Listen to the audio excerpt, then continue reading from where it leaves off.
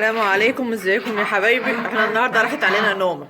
النهارده يعني الطير بيقول هي راحت فين. الساعه عدت 11 دخلنا على الطير. شوفوا، حكايه صعبه، عمال يقاقع على اخوه.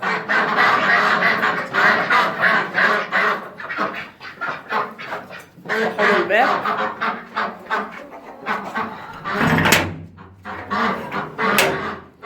طلعوه في النور كده.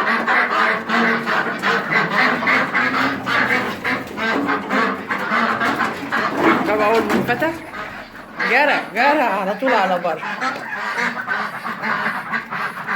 طلع اهوت في الشمس، حته هنا ما شاء الله.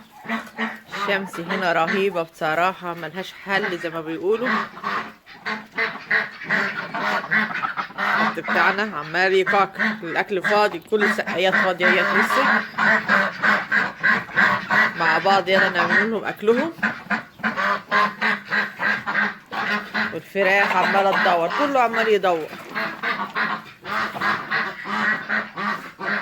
عملنا لهم اكلهم اهوت. فهنحط لهم ايه؟ دي معانا سرسه هي هنحطوها، ودي عيش بلينه في ميه.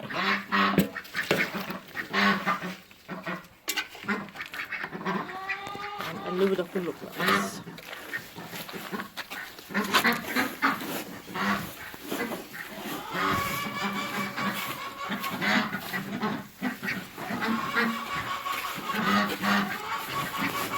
احنا عاوزين الاكل ما يكونش طري، يكون مبسس، عشان لما يجوا ياكلوه ما يتهضمش بسرعه. يبقى حلو ما بياكلوه كده، مبقاش عجينه.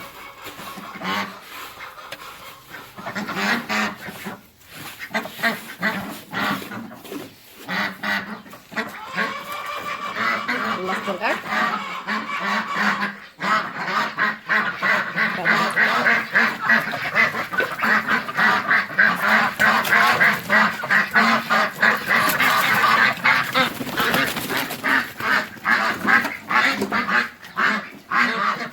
هو راح عشان ياكل.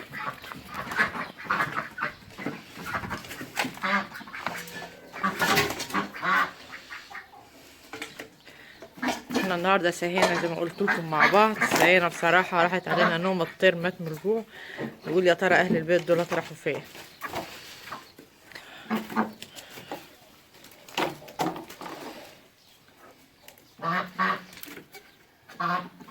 ودي كان يوم عادي من ايام ربنا علينا.